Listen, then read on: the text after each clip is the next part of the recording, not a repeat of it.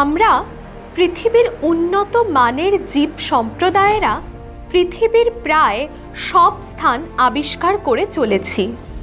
যে ভূখণ্ডের ওপর দাঁড়িয়ে আমরা পৃথিবীকে নিয়ে অনুসন্ধান চালাচ্ছি, সেই ভূখণ্ডটি একটি বিশাল মহাসাগরের ওপর ভাসমান অবস্থায় রয়েছে। আমাদের পৃথিবীর প্রায় 71.4% হল জলভাগ। পৃথিবীর উত্তর গোলার্ধে স্থলভাগের পরিমাণ বেশি থাকায় একে স্থলগোলার্ধ এবং দক্ষিণ গোলার্ধে জলভাগের পরিমাণ বেশি থাকায় একে জলগোলার্ধ বলা হয়। ভূপৃষ্ঠে অবস্থিত বিশাল জলরাশিকে বলা হয় মহাসাগর। এই বিশাল জলরাশি 5টি আলাদা ক্ষেত্রে বিভক্ত: প্রশান্ত মহাসাগর, আটলান্টিক মহাসাগর, ভারত মহাসাগর, সুমেরু মহাসাগর ও কুমেরু মহাসাগর। সমুদ্রের বেশিরভাগ অংশই এখনো আমাদের কাছে অজানা। সমুদ্র বিজ্ঞানীরা সমুদ্রতলের গভীরতা নির্ণয়ের জন্য ইকো সাউন্ডার যন্ত্রের ব্যবহার করে থাকে। সমগ্র সমুদ্রের তলদেশ খনিজ পদার্থ, বালি ও অজানা রহস্যময় জীবজগৎ দ্বারা পরিপূর্ণ। আচ্ছা, তোমরা আমায় বলতে পারবে পৃথিবীর সর্বোচ্চ শৃঙ্গ কোনটি? তোমাদের উত্তর হবে মাউন্ট এভারেস্ট। কিন্তু আমি যদি বলি প্রশান্ত মহাসাগরের তলদেশে অবস্থিত মৌনা কিয়া হলো পৃথিবীর সর্বোচ্চ শৃঙ্গ, কি বিশ্বাস হলো না তো? আসলে মৌনা কিয়া পর্বতের অধিকাংশ সমুদ্রের তলদেশে অবস্থিত। পৃথিবী উত্তপ্ত অবস্থা থেকে শীতল হওয়ার সময় পৃথিবীর উপরিভাগে যেমন বিভিন্ন ধরনের ভূমিরূপের সৃষ্টি হয়েছে, ঠিক তেমনি সমুদ্রের তলদেশে পর্বত, মালভূমি, গিরিখাত লক্ষ্য করা যায়।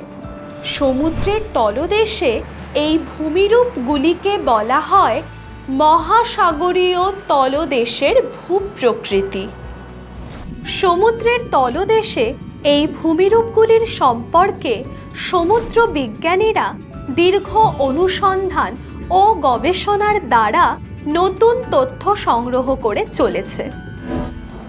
সমুদ্র তলদেশে অবস্থিত ভূমিরূপগুলিকে আরও ভালোভাবে জানার জন্য এদেরকে প্রধান 4টি ভাগে ভাগ করা যায়, যথা মহীসোপান, মহীঢাল, গভীর সমুদ্রের সমভূমি ও সমুদ্র খাত। মহীসোপান হল মহাদেশগুলির প্রান্তভাগের ভূমিভাগ, যা ক্রমশ ঢালু হয়ে সমুদ্রে নেমে গেছে। এই অঞ্চলে সমুদ্র জলের গভীরতা 200 মিটারের মধ্যে থাকায় অঞ্চলটিতে সূর্যালোক পর্যাপ্ত পরিমাণে পৌঁছায়। ফলে জুপ্ল্যাঙ্কটন ও ফাইটোপ্ল্যাঙ্কটনের আধিক্য থাকায় এখানে প্রচুর প্রবাল জন্মায় এবং অঞ্চলটিতে মাছের আনাগোনা বেশি থাকে। এছাড়াও এই মহীসোপান অঞ্চলে খনিজ তেল ও প্রাকৃতিক গ্যাস সঞ্চিত অবস্থায় থাকে। জারকন, মোনাজাইট জাতীয় খনিজ এই মহীসোপান অঞ্চলে পাওয়া যায়। মহীসোপানের শেষ প্রান্ত হঠাৎ খাড়াভাবে নিচে নেমে এসে গভীর সমুদ্রে মিশলে তাকে মহীঢাল বলে। এই অঞ্চলটির গভীরতা প্রায় 200 থেকে 2000 মিটার। এই অঞ্চলটি ঢালু হওয়ায় মহীসোপান বাহিত পলি, নুড়ি, বালি মহীঢাল অঞ্চল বরাবর নিচে নেমে এসে মহীঢালের পাদদেশে শঙ্কুর আকারে সঞ্চিত হলে তাকে পলল ব্যাজনী বলে। আটলান্টিক মহাসাগরের মহীঢালের বিস্তার সর্বাধিক। মহীঢাল যে অংশে এসে মেশে তা হলো গভীর সমুদ্রের সমভূমি। এই সমভূমির গভীরতা 3000 থেকে 6000 মিটার হয়ে থাকে।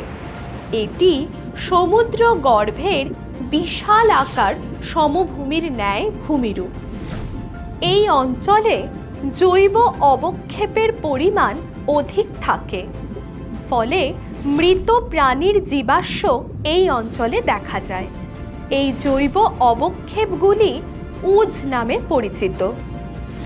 যেহেতু পৃথিবীর বেশিরভাগ নদী আটলান্টিক ও ভারত মহাসাগরে পতিত হয়, তাই এই দুই মহাসাগরে সামুদ্রিক সমভূমির বিস্তার অধিক। জিঙ্ক, তামা, নিকেল, সোনা এই সমস্ত খনিজ সম্পদ ম্যাঙ্গানিজ নডিউলস হিসেবে এই সমভূমিতে সঞ্চিত থাকে।